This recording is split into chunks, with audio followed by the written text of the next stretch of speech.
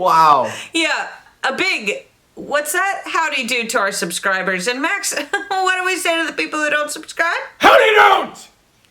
That came from the chest. That came from the heart. I didn't know I was capable of that. Sometimes it's nice to really push your boundaries.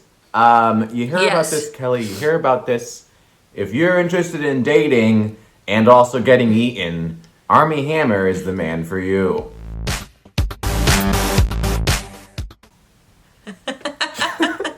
What a pitch. Yeah, okay, so I have to be totally honest. Allie brought this story up to me. Allie's my sister, for those of you who don't know. Wow. Not only sister, twin. And dare I say, friend. So she brought up this story to me, and at first, this is how just desensitized I am to it. I was like, whatever, he's weird, like, he did call me by your name, which was freaking weird, and let's just, of course he's strange, I think that little Timothy Chalamet dude is a little freaking weird too. Anyways, they're fucking weirdos, let me tell you. Anybody who signed off on that love story needs to be arrested. It's draped in red flags, not because of the gay part, because of the age difference and the fact that they're just mean. They're mean to each other. It's manipulative. It's a gross story. Not cute. I've only seen half the film. I couldn't even watch it. Once I looked at the age difference, I was like, this is weird. This isn't for me. I think I made it to where Timmy Shams started smelling his underwears, and I was like, what's going on here? Hold on. Oh, no! This guy, I think his peak was being the Winklevi twins. Oh, what a film. And then after that, it's like, we don't need him. We don't need him. Let me ask you this, because I get it, there's a lot of kinks and stuff, but where do we draw the kink line? Is it eating? Is it eating people? Because some of these messages, he's like, but really, I'd like to eat you. That's they're instead of sexting, he's like, I want to take your rib and chomp on it a bit. So that's not a kink, that's a crime. We draw the line, I think, once there's a recipe involved. It's something like this that it takes to move the goalpost, because all of a sudden it's like, you know what? So what? Trump likes to get pissed on.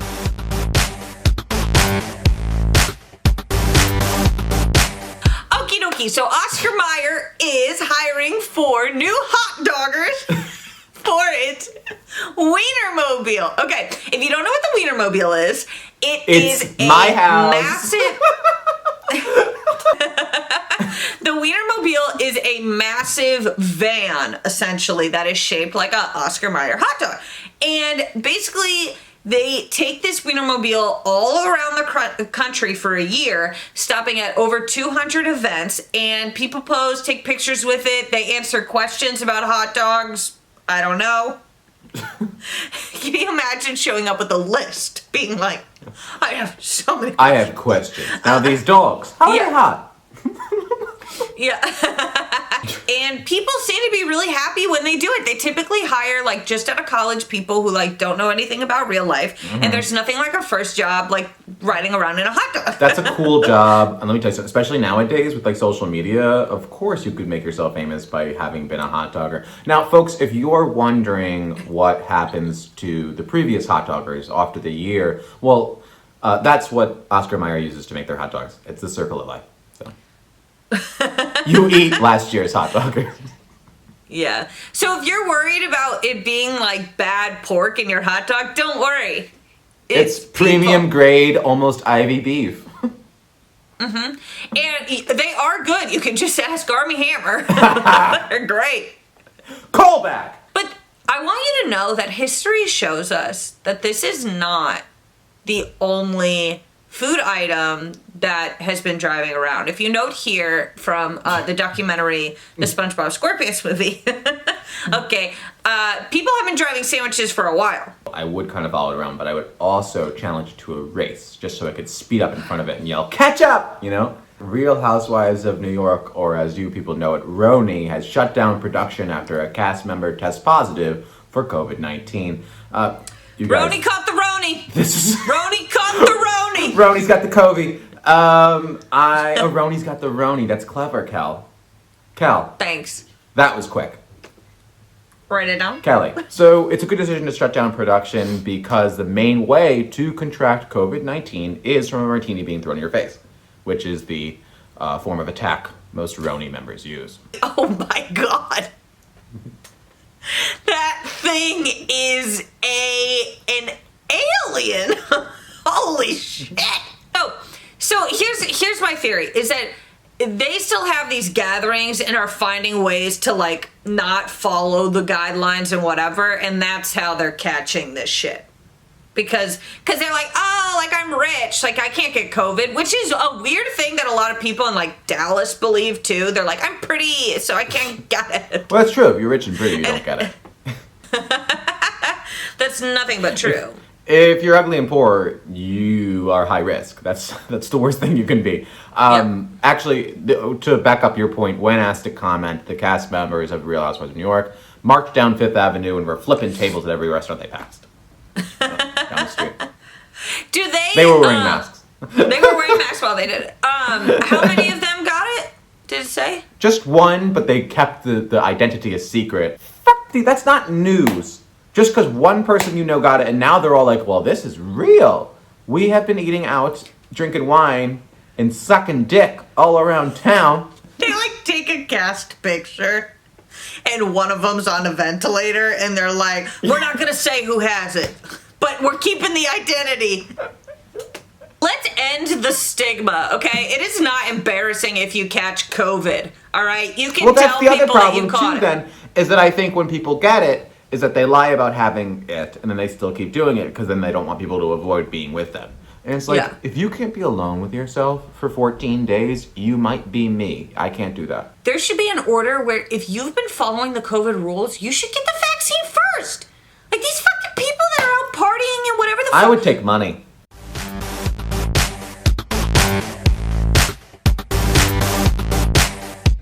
Okay, so this is a probably one-time segment only situation. Unless it happens again. Unless it happens again, which fingers crossed that it doesn't. But today we are celebrating the arrest of the people who decided to bring terror on our Capitol last week. So this is a big day. We have some very ridiculous stories here. Max, do you want to kick it off with the one you had just started? Yeah, so I was saying the school psychologist who quit her job the day before. So this is a school psychologist. She is there at school to help your kids keep their head on straight and stay on track. She went to her bosses and said, I'm quitting because I am taking the fight to the source and I am going to get rid of the widespread child abduction and all that stuff. Which, by the way, is kind of real, which kind of makes the QAnon thing bad, like, and that there's a little bit of proof because Epstein and stuff, but quitting your job to march on the Capitol, that's not it. Like, Pelosi doesn't have them in her basement. Like, that's not where it is. But, like, that's just very concerning because it's like, it's not just three-toothed guys in the back of a diner, you know, whatever, the stereotypical that we want to say to make ourselves feel better. It's also school psychologists. It's regular Joes. It's regular Janes. Fucking crazy people are everywhere. And QAnon has poisoned people. And so has Trump. So has America. It's a failed state. I'm moving. There was a woman, this is one of my favorite ones. This woman, her name is Jenna Ryan. I am not related to her. I want you to know. However, if I do go down a very bad path, I guess I could one day look like her. But so she is a realtor from Texas, and she got charged. She was caught saying on video, "We are going to fucking go in here, life or death. It doesn't matter. Here we go." And then she later added, "Y'all know who to hire for your realtor. Jenna Ryan for your realtor." And it's like, you know, no matter what happens, business never stops. If there was ever a time to wear a mask, now was it, folks. I mean, just to hide your identity. But these people are like, I'm James Jones, and I live at 123 Knockenbird Drive. Take me on, Capitol Building. Because they were that confident. They were like, Trump's got our back. Rudy said trial by combat. DJJ said to take it back by force. Yeah. They And really so thought there's that they were no going to way go in. They were like, there is no way this blows back in our face. There's no way this doesn't work. Yeah, they were like, we're going to start the war and everyone will be fine with it. And we won't go to jail. Up next, we have Kevin Seafried, seen here proudly waving the Confederate flag through the halls of the Capitol building. He just is waving our national symbol for losing and shame, and then he was arrested for that. And the irony, reportedly, has been lost on him. You know, these people... Just move! Just... Well, it's like, just go bury yourself in a Louisiana swamp, ignore everybody, and leave us the fuck alone. I don't even care if you live with the alligators here, okay? Yeah. Whatever. Have your bad opinions in the bayou, but fucking stay out of the Capitol. That's a really good point, and that's the thing that shouldn't be a mistake. Like, Trump didn't create these people to a certain extent. Like, a lot of this already existed, but Trump, much akin to Lord Farquaad, made the ogre leave the swamp. He made these people get out of there. You know what I mean? So they were fine living in their little, like, filth, and we were like, okay, well, we live in nice places. Everybody just enjoy your life. And now they're, like, coming and literally smearing their shit on the walls of our Capitol building. The Cleet Keller guy, the one that was the fucking Olympian that was there? First of all, he's got a head shaped like a question mark, and I don't trust him. So this is one of my favorite things about him being caught, was that he was actually recognized by the swimmers media outlet known as Swim Swam. Now, when Cleet Keller's mom saw that her son was at the Capitol marching on it, she had what was described as a breaststroke. I can't even imagine being this passionate about something to begin with, but being this passionate and wrong. Like, how, like, even, honestly, even for something that is right, like, people always talk about, like, oh, like, you know, when women couldn't vote, like, they would be out in the streets marching. Not me. Whatever, okay? You figure it out. So that's for the stuff that you should be enraged about. But how angry and passionate do you have to be that you're willing to take a poop and then pick it up and start rubbing it on stuff? Have you ever been that angry, Kelly? The problem is that at that point, you are too comfortable touching your own shit. Like, that to you, it's just like, I rub shit on things I don't like. Don't you miss the fresh smell of Denny's coffee? While the government decides if I deserve literal pennies, I choose Folgers. This one container makes up to 305 cups of mediocrity. Whenever I take a sip from my Folgers, I'm like, that's right. I don't deserve better. And even in my own home, I'll drink it in a styrofoam cup. Because I don't care about the future of our kids. What's the point? And for a limited time only, if you get this bucket of Folgers, it'll come with an Old Navy holiday t-shirt. Folgers is actually America's #1 freshly ground coffee. Can you believe that? That we picked something bad? Can you believe Americans did that? Isn't that crazy? Isn't that wild? Isn't that just bonkers? Doesn't that blow your mind? That we pick literal dog shit to put in our coffee? Come on. Anyway, thousands of COVID-19 vaccines wind up in the garbage because of Fed state guidelines. Just throw them out. Just slap me in the face. Just slap me in the face. Why do we try? Why do we try? What? Okay, so why is this happening? It's because COVID-19 vaccines have a short shelf life once they're thawed out for use, and because of federal and state mandates, thawed out like salmon, healthcare, like frozen salmon. Well, I think they deliver them frozen, and also the hospitals don't have enough room in their fridges. Like that, this is true. They don't have fridges big enough for the doses, and then the hospitals and other healthcare providers would rather risk a dose going bad than give it to somebody who isn't scheduled to get a shot. So rather than just giving it to random people, rather than like only giving it to the scheduled people and doing the mandates. They're just tossing them in the garbage. And the worst part is that we have no idea how many are lost because they also don't report it out of fear of being attacked in the press for throwing out vaccines. And in the World Health Organization, this was in the early 2000s, before any of this, was estimating that about 50% of vaccines are thrown out because of shit like this and because of non-reporting. It's insane.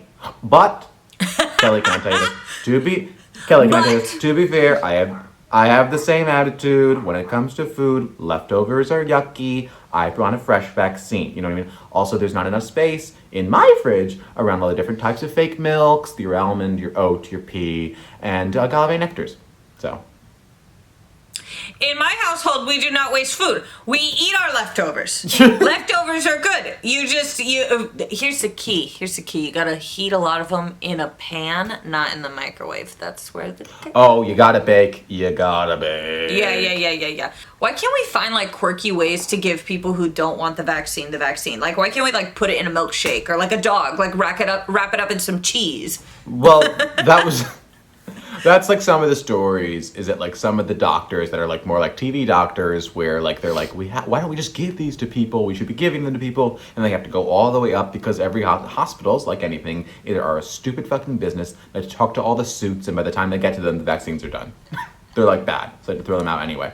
It's really upsetting. But like, I'm sure there are those people like those Grey's Anatomy, those Scrubs folks that are just like secretly giving some vaccines out, but you can't report that either because it's illegal. But it's like, God forbid, stop clapping for the frontline fucking workers if we're not going to let them do what they want to be doing. Because I'm sure the nurses and doctors would give it to as many people as they want if they weren't feared of getting fucking sued or fired. It's not their fault. Yeah.